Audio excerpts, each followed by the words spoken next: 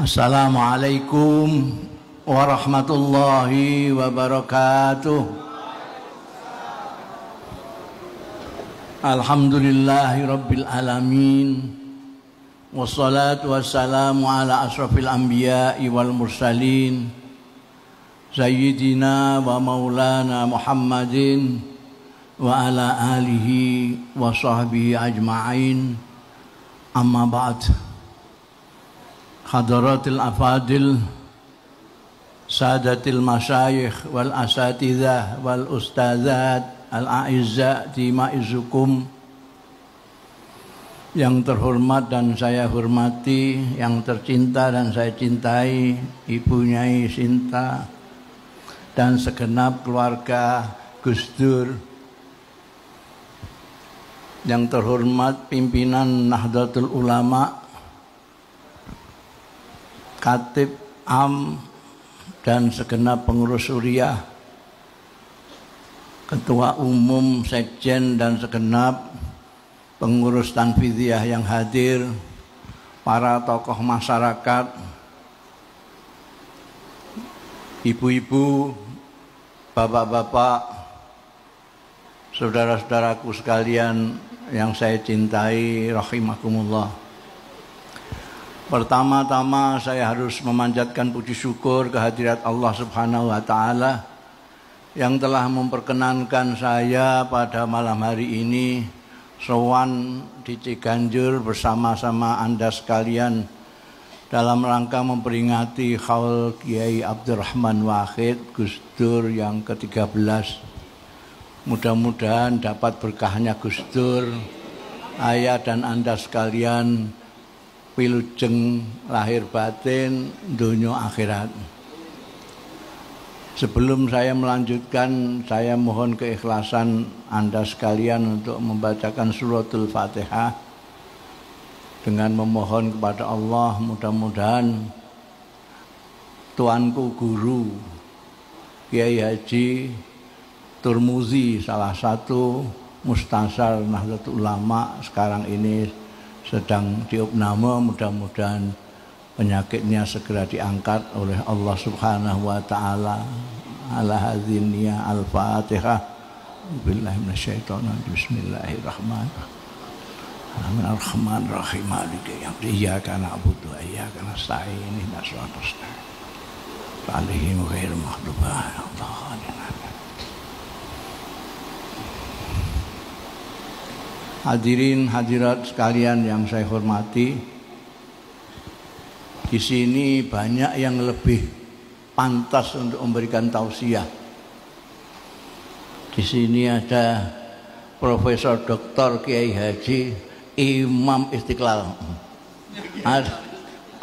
ada Kiai Husain, Kiai pembela perempuan, ada Kiai Abdul Hakim, ada Menteri Agama yang sudah pensiun, dan banyak sekali. Ini ada Gus Yasin, ada Dardak, ada, pokoknya ada yang banyak yang lebih pantas untuk tausiah. Karena itu saya akan dongeng saja. Nanti ambillah dari dongeng itu kalau ada tausiahnya. Kalau tidak ada ya sudah, tadi saja yang sudah dianggap tausiah.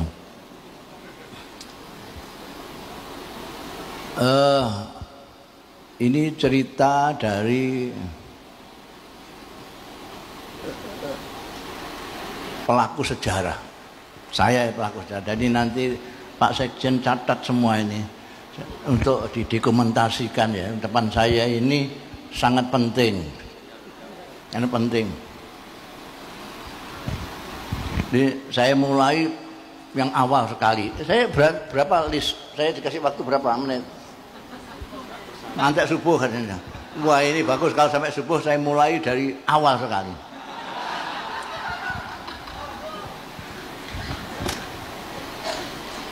Banyak yang mengatakan bahwa Gus Dur itu drop out dari Al-Azhar. Itu tidak benar. Yang benar, Gus Dur tidak pernah kuliah di Al-Azhar.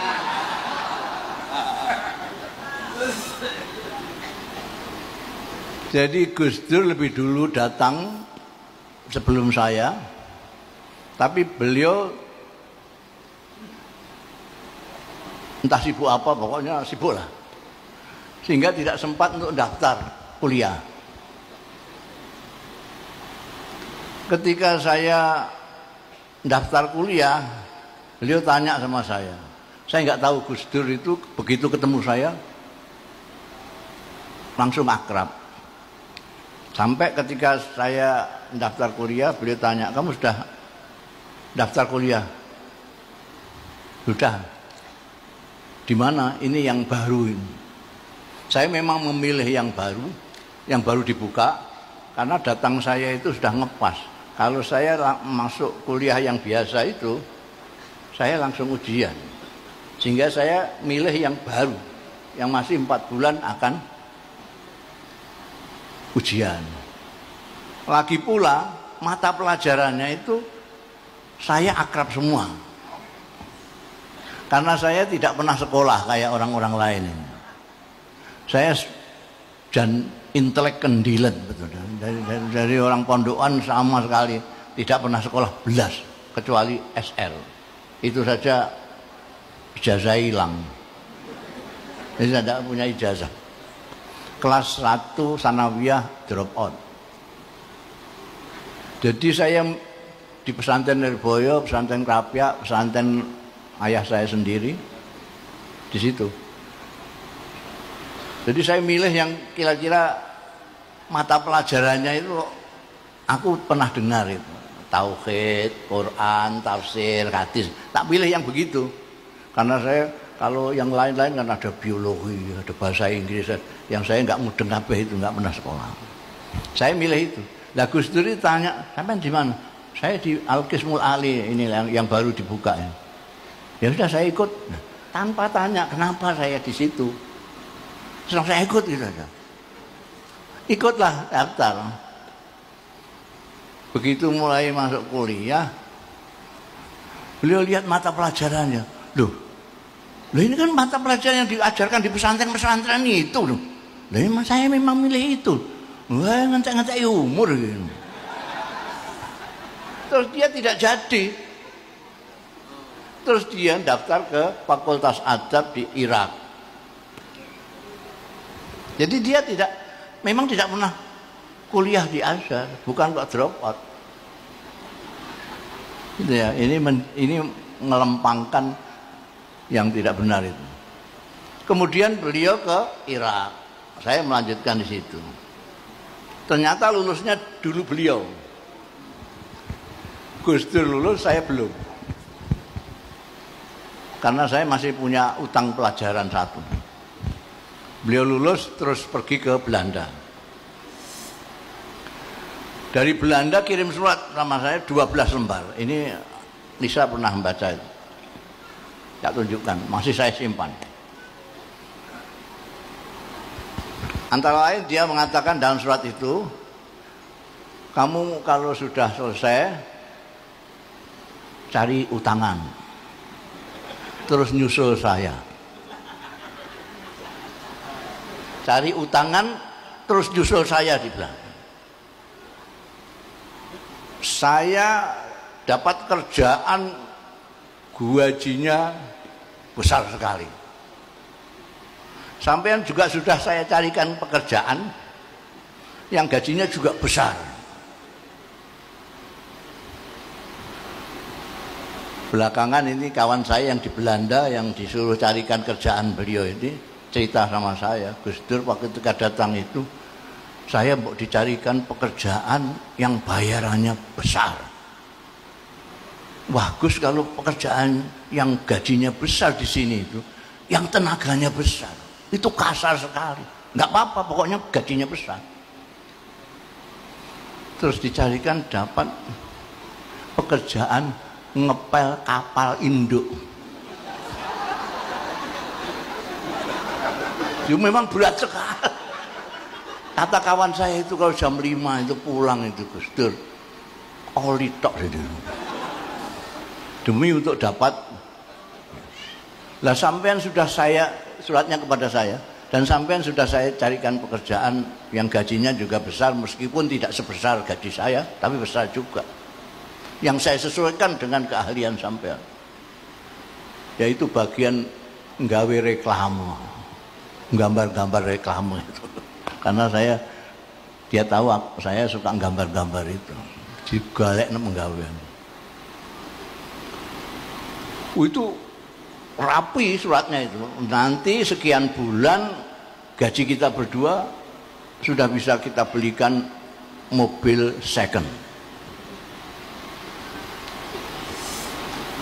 Nanti kita pulang lewat darat setelah sekian bulan memakai mobil second itu. Kawan-kawan yang akan kita lalui sudah saya hubungi semua, saya sudah surati semua.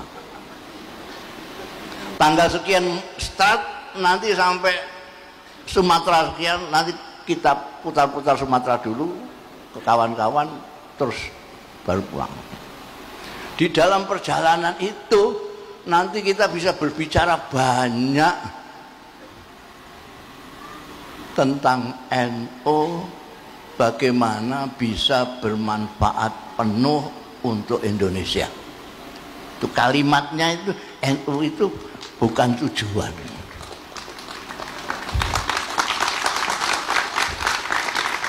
Dan ternyata Indonesia pun itu bukan tujuan juga untuk Gus Dur. Tujuannya adalah dunia, kemanusiaan. Ini saksinya ini, Yahya Khalil Stakuf ini muridnya. Ngaku tidak mengaku, dia ini muridnya Gus Dur. Mbak diangkat jadi juru bicara. Makanya sekarang dia wah mau ke dunia, wah cuma ditaklukkan segala macam sak jagat itu ya. Meneruskan.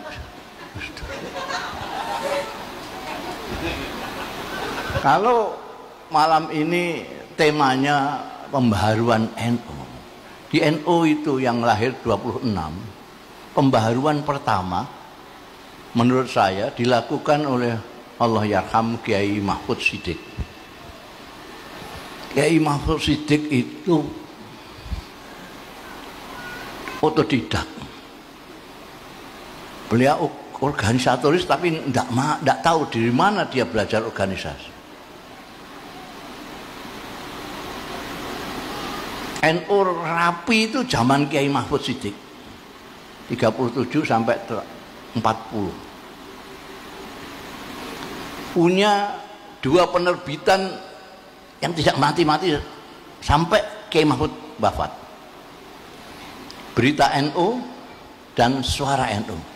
Berita NU untuk intern Nahdlatul Ulama, Suara NU untuk keluar. Berita nggak tahu nanti ini generasi Yahya dan Saifullah ini bisa bikin penerbitan yang nyaingi New York Times. Apa duta masyarakat bisa hidup lagi.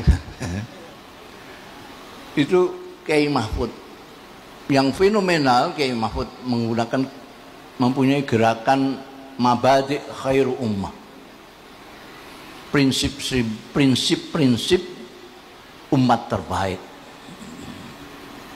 Dari kuntum khairu ummatin ukhrijat linnas itu orang belakangan menyangka itu gerakan moral, padahal tidak, itu gerakan ekonomi. Nah ini silakan dilihat itu.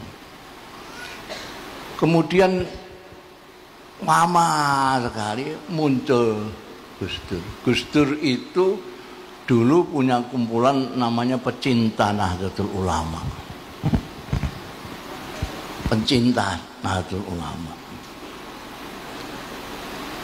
Memikirkan mulai dari kiai-kiai dulu itu sudah enak-enak di pesantren kok bikin Jamiah Nahdlatul Ulama itu untuk apa? Dipikir dan dibahas. Ketemu di mana-mana dibahas itu.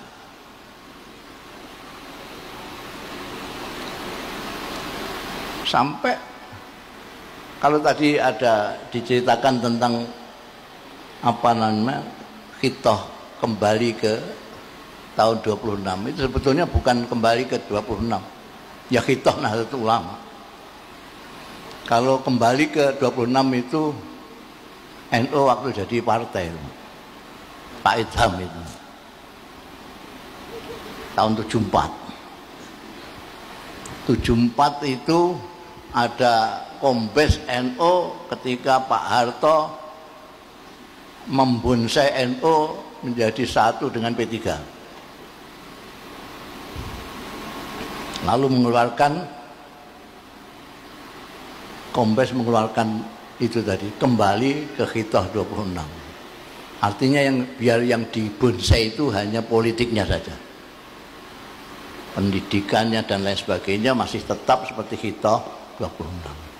Tapi kalau yang khitoh Nahdlatul Ulama, putusan Munas kemudian dikukuhkan dalam Muktamar Nahdlatul Ulama Situbondo, itu konsepnya diawali dari pencinta NU. Ada grup 24. Grup 24 ini menunjuk tim 7. Tim 7 ini ketuanya Gus Dur. Ini yang kemudian membuat draft tentang khitoh Nahdlatul Ulama dan program-program kegiatan Nahdlatul Ulama. Dan itu di Munas Situbondo disepakati, di Muktamar dikukuhkan lagi. Seperti yang dikatakan Ketua Nahdlatul Ulama tadi, Kiai Yahya Khalil, di Muktamar Situbondo Gus Dur bukan sengaja, bukan kebetulan, Gus Dur memang didorong oleh semua orang untuk menjadi ketua pada waktu itu, untuk membuka wawasan Nahdlatul Ulama. Ketika itu Gus Dur bilang cukup 1 periode untuk membuka wawasan NU ini, sehingga nanti akan kita lihat pada zamannya Gus Dur itu khitoh Nahdlatul Ulama itu jelas ditulis di situ bahwa Nahdlatul Ulama itu khidmahnya bukan untuk orang Islam, apalagi untuk NU saja, tapi untuk masyarakat, untuk kemanusiaan. Sayangnya orang-orang NU termasuk pengurusnya itu jarang baca khitoh itu, padahal cuma 9 butir. 9 butir. Gus Dur menyatakan cuma 1 periode. 1 periode selesai nanti, sudah. Tapi beliau lupa kelakuannya orang NU itu. Kalau sudah seneng. Jadi muktamar berikutnya di Yogyakarta, meskipun banyak hantaman dibully bahasa sekarangnya, bully sana sini, Gus Dur terpilih secara aklamasi. Di Kerapia itu aklamasi, tidak ada pilihan. Kemudian Gus Dur setelah itu ini nuruti wong NU 1 periode. Bariku wis sakuleren.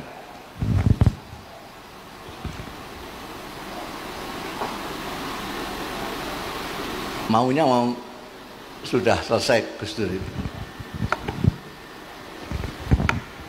Tapi paman saya, Allah yarham, Kiai Misbah Mustafa, yang karangannya banyak termasuk tafsir dan segala macam itu, dulu pengkritik Gus Dur yang paling hebat.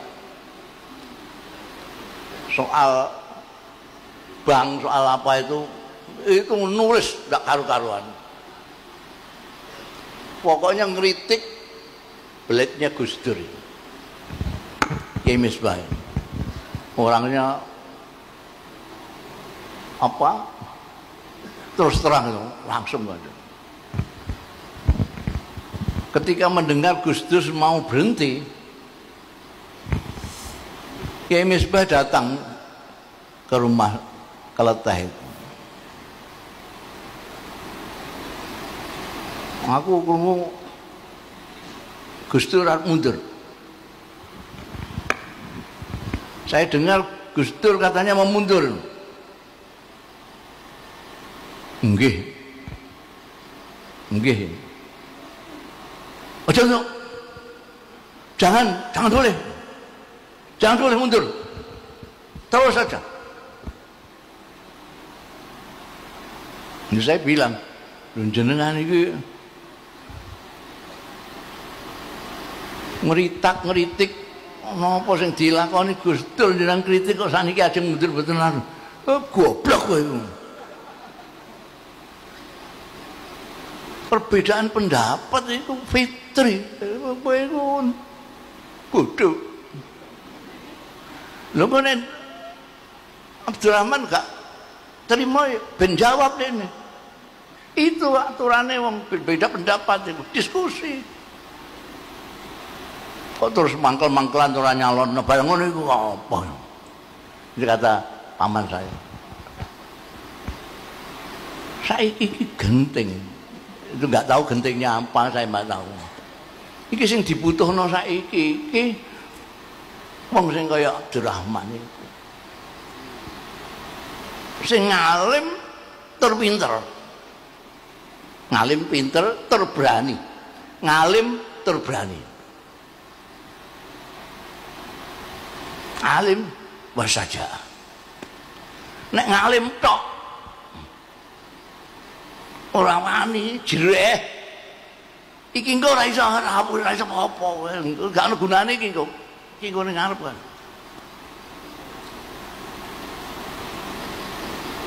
Lah nek wani tok tapi gak ndek ilmu, iku nabrak-nabrak koyo celeng. Terus kandhai. Lan jenengan iki ya aku tan Jakarta nemoni. Sampai ke Jakarta. Ternyata menghadapi Cipasung itu memang kondisinya luar biasa.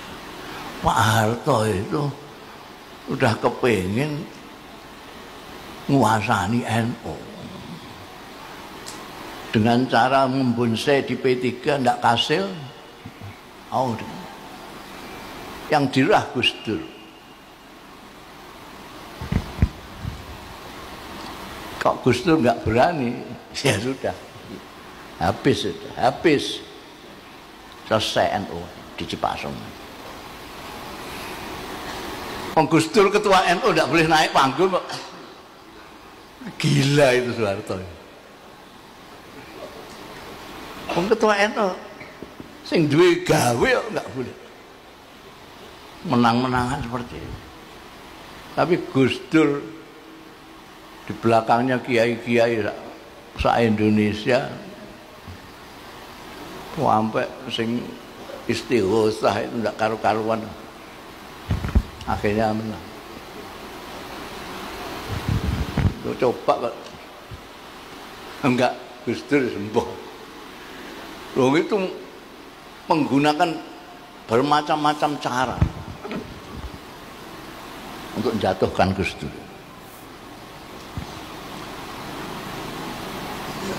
Dan kemudian ternyata Gus Dur berhasil menyelamatkan NU meskipun sampai situ masih tetap enek ontran-ontran yang tidak berarti.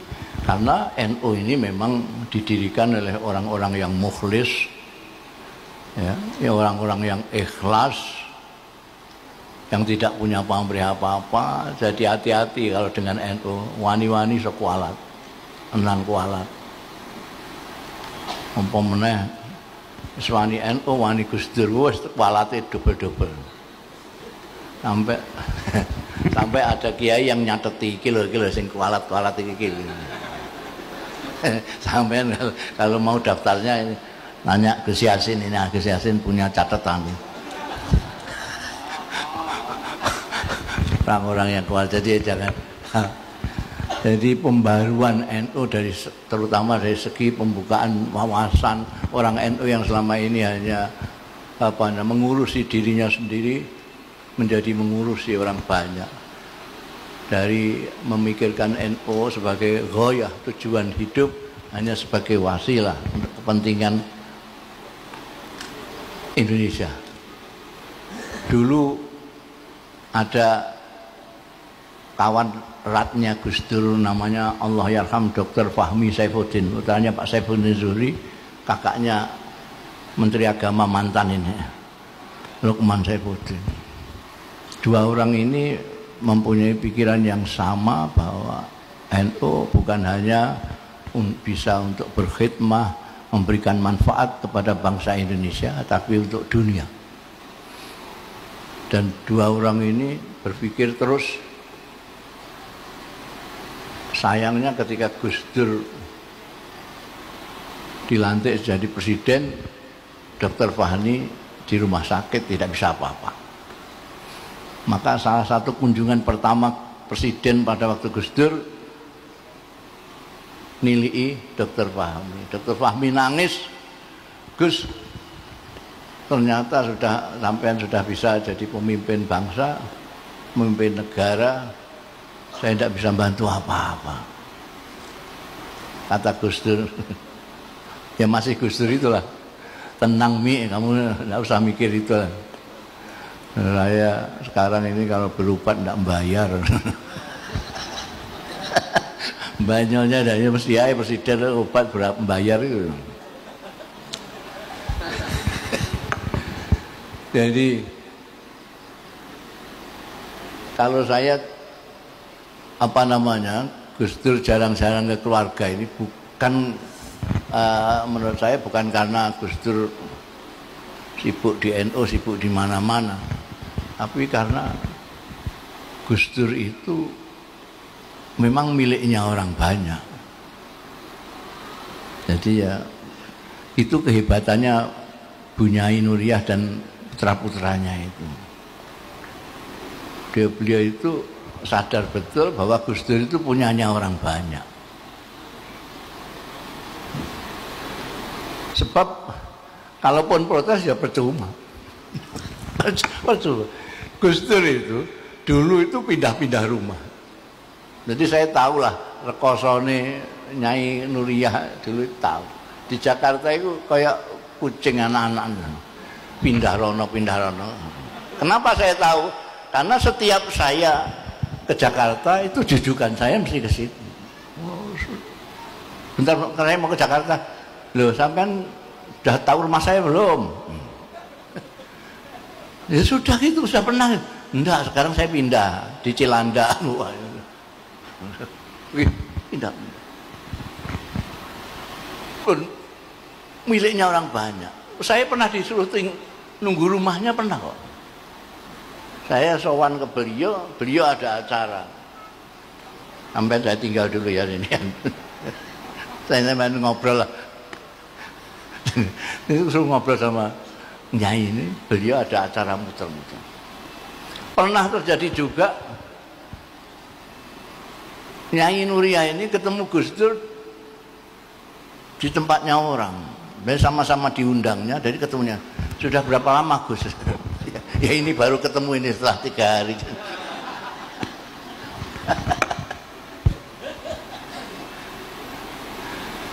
Itu Gus Dur miliknya orang banyak, dan miliknya Gusti Allah Ta'ala. Karena itu Gus Dur itu meskipun presiden, satu-satunya presiden di dunia yang tidak punya dompet. Ini presiden tidak punya dompet. Presiden tidak punya dompet. Saya saja dompetnya 2, rupiah dan dolar.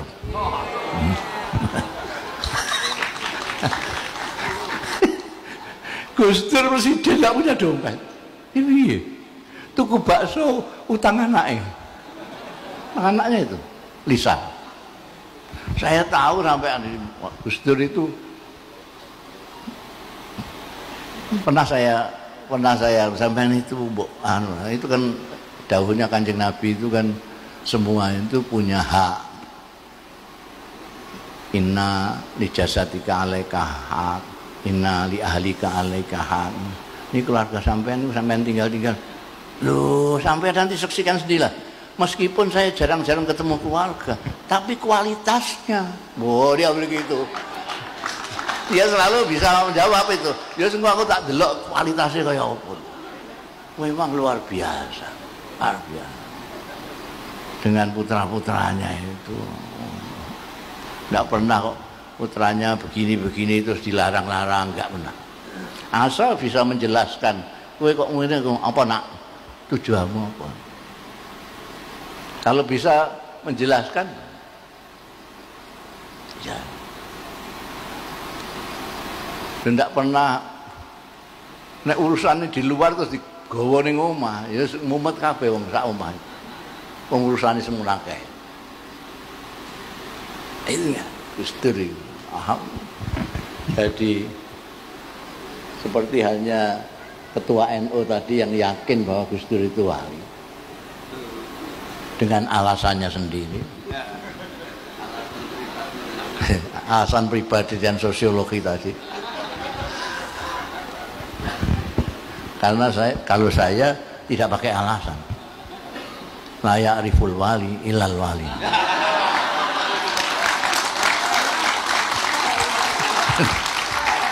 Kalau sampai kok tepuk-tepuk, ada wali kok tepuin ini bagaimana?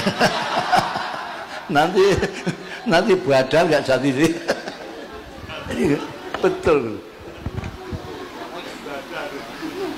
Ini guyonannya Ainun Najib ini sampai sekarang malaikat mungkar nangkir belum ketemu sama Gus Dur.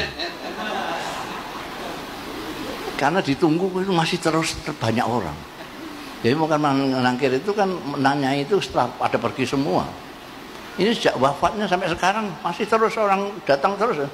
Malaikat nggak datang sampai sekarang ini. Kalaupun datang itu Gus Dur sudah la khaufun alaihim wa lahum yahzan. Itu ciri-cirinya. Sampai kalau kepengin lihat wali ya gampang saja. La khaufun alaihim wa lahum yahzan. Dalilnya Quran asli. Udah ning di Jakarta gak dalil iku kok ditakokno dalilnya apa. Dalil Quran. Dalilnya Quran. Gus Dur itu la khaufun alaihim wa la yahzan. Itu ciri-cirinya wali. Orang tidak bisa ditaklukkan oleh ketakutan dan tidak pernah susah. Kok sampean mikirno Gus Dur seperti itu, wah susahmu mbah kaya apa? Mikir keluarga, mikir iku, mikir dunia. Gus Dur tidak pernah susah. Saya kira itu ada tausiahnya apa enggak tadi itu? Jadi sampai ambil dari sana itu. Ya, tausiahnya adalah kalau kita mengaku menyintai Gus Dur, kita harus berusaha semampu kita untuk meneladani semampu kita. Mampunya apa? Ada yang mampunya jadi kere, mampunya zuhud. Ini rada berat, ini yang kelasnya Kiai Husain. Kelasnya Kiai Husain itu yang zuhud itu. Jujur, udah gampang-gampangan aja, jujur, berani, ya, tanggung jawab, welas asih. Tadi dibacakan oleh tadi mukriknya tadi itu yang menjadi pegangan kiai-kiai NU sampai Gus Dur. Laqad ja'akum rasulun min anfusikum azizun 'alaihi ma anittum harisun 'alaikum bil mu'minina raufur rahim. Itu pegangannya kiai-kiai menyontoh Kanjeng Nabi Muhammad sallallahu alaihi wasallam. Kanjeng Nabi Muhammad sallallahu alaihi wasallam itu diberikan oleh Allah sendiri dalam ayat ini bahwa beliau azizun alaihi ma'anitum. Nabi Muhammad sallallahu alaihi wasallam itu tidak tahan melihat penderitaan umatnya. Azizun alaihi ma'anitum. Berat terasa baginya kalau menurut terjemahannya Kementerian Agama. Berat terasa bagi Kanjeng Rasul penderitaan umatnya. Kalau saya menerjemahkannya, Kanjeng Nabi Muhammad itu tidak tahan melihat penderitaan umatnya. Azizun alaihi ma'anitum, harisun alaikum. Penuh perhatian terhadap umatnya, penuh perhatian kepada umat. Jangan sampai ada umatnya yang tersesat, jangan sampai ada yang menderita. Dan harisun bil mu'minina raufur rahim. Itu yang akan ditiru oleh kiai-kiai. Karena itu saya mempunyai definisi sendiri. Kiai-kiai NU itu alladzina yanzuruna ilal ummah bi ainir rahmah. Kiai-kiai NU itu adalah kiai-kiai yang melihat umat dengan mata kasih sayang. Jika melihat orang tidak tahu diberitahu, melihat orang bodoh dikasih pengajian, melihat orang yang ya kayak Gus Dur contoh yang paling jelas. Mudah-mudahan ini bisa menjadi fatwa ya, bermanfaat untuk diri saya dan Anda sekalian.